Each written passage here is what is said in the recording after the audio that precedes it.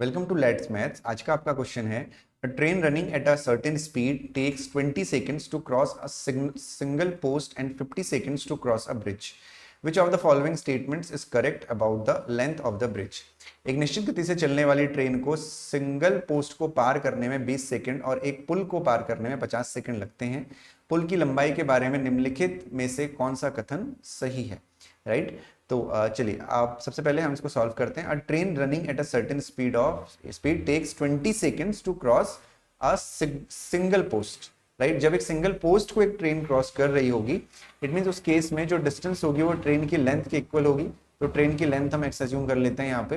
Right, और जो time हमको लग रहा है वो लग रहा है 20 seconds का। राइट, आगे बढ़ते हैं। And 50 seconds to cross a bridge. जब एक ट्रेन किसी ब्रिज को क्रॉस करती है तो उस केस में जो डिस्टेंस होती है वो ट्रेन की लेंथ जो हमने एक्स अज्यूम करी है और उस ब्रिज की लेंथ के इक्वल होती है।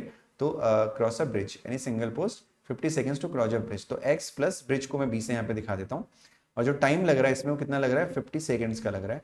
अब विच of the following statement is correct about the length of the bridge. Right, तो ब्रिज के लेंथ के बारे में कौन सा स्टेटमेंट यहाँ पे सही है वो आपसे पूछा गया है।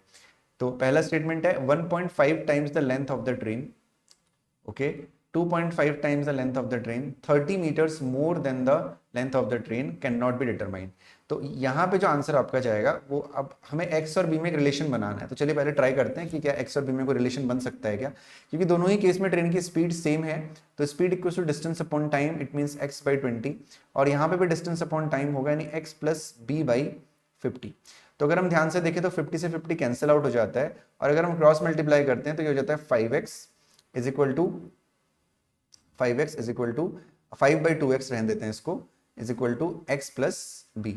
इस x को इधर लेके आएंगे, 5/2 आपका होता है 2.5, तो 2.5x minus x is equal to b हो जाएगा।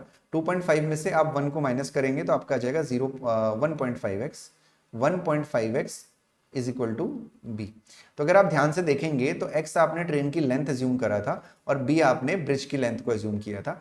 तो बिल्कुल जो आपका स्टेटमेंट 1 है, 1.5 times the length of the train is equal to the bridge length. Right, तो आपका जो ऑप्शन नंबर ए है that is your right answer. ऐसे केसेस में जनरली हम लोग सी एंड डी पे टिक लगा देते हैं बिना देखे, तो ऐसा आपको नहीं करना है।